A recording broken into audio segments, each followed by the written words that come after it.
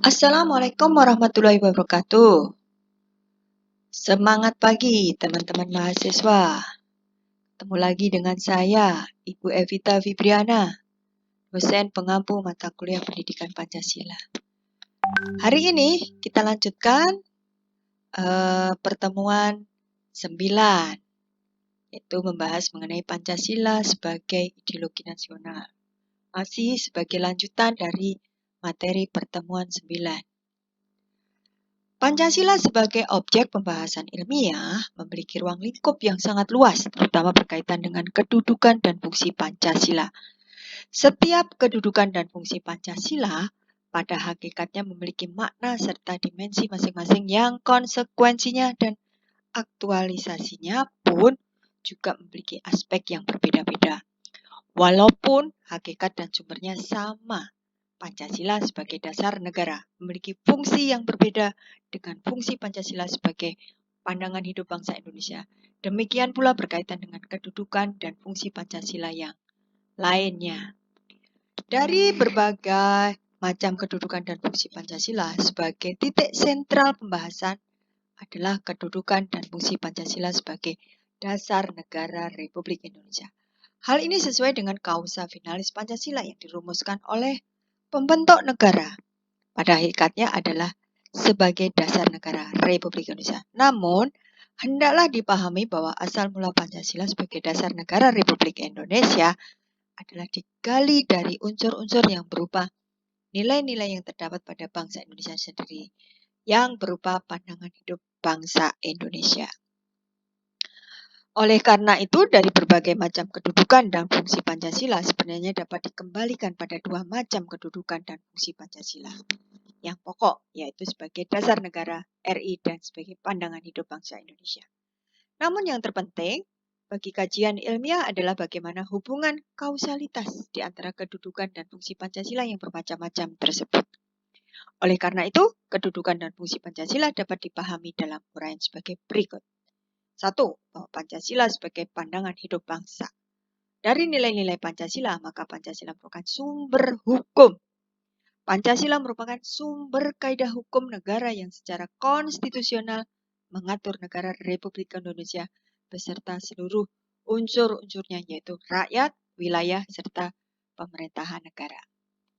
Sebagai dasar negara, Pancasila merupakan suatu asas kerohanian yang meliputi suasana kebatinan atau cita-cita hukum, sehingga merupakan suatu sumber nilai, norma kaidah, baik moral maupun hukum negara, dan menguasai hukum dasar, baik tertulis atau undang-undang dasar maupun yang tidak tertulis, yaitu konvensi. Dalam kedudukannya sebagai dasar negara, Pancasila memiliki kekuatan hukum yang mengikat.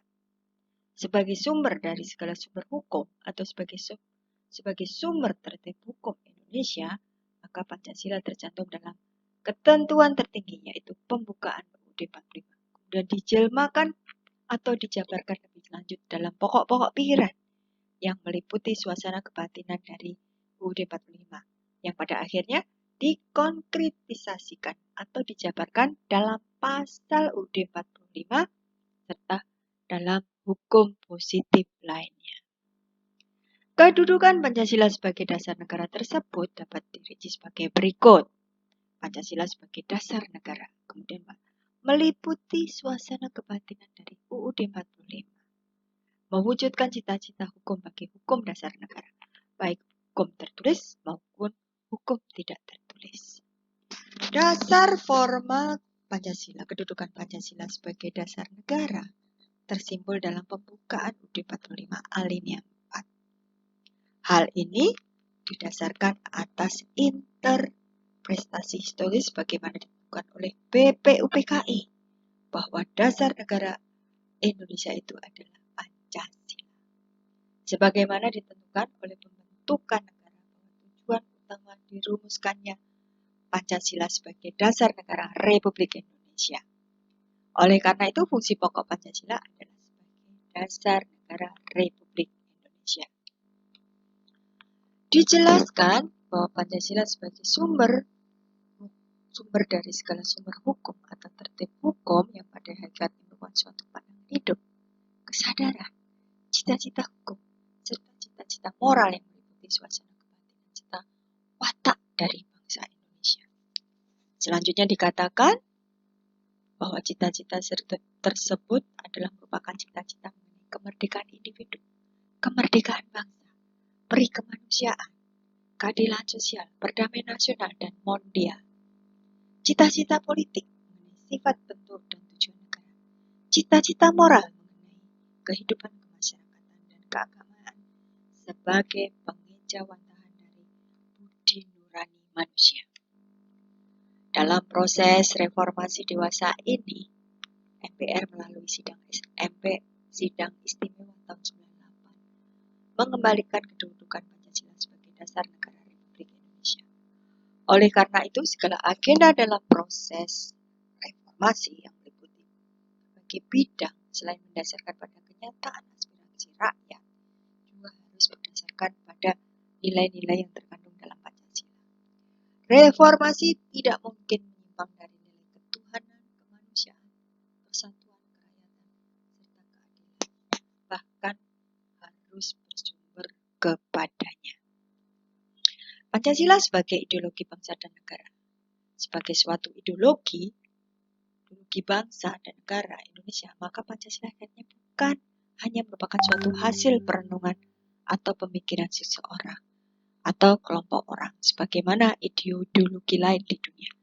Namun, Pancasila diangkat dari nilai-nilai adat istiadat, nilai-nilai kebudayaan, serta nilai religius yang terdapat dalam pandangan hidup masyarakat Indonesia. Sebelum membentuk negara, dengan lain perkataan, unsur-unsur yang merupakan materi atau bahan Pancasila tidak lain diangkat dari pandangan hidup masyarakat Indonesia sendiri. Sehingga bangsa ini merupakan kausa materialis, asal bahan dari Pancasila. Unsur-unsur Pancasila tersebut kemudian diangkat dan dirumuskan oleh para pendiri negara, sehingga Pancasila berkedudukan sebagai dasar negara dan ideologi bangsa dan negara Indonesia. Pengertian ideologi di sini adalah idea, gagasan, pengertian dasar cita-cita, dan ilmu. Sampai itu kata itu bisa dilihat dari bahasa Yunani sebagai artinya melihat. Maka secara harfiah ideologi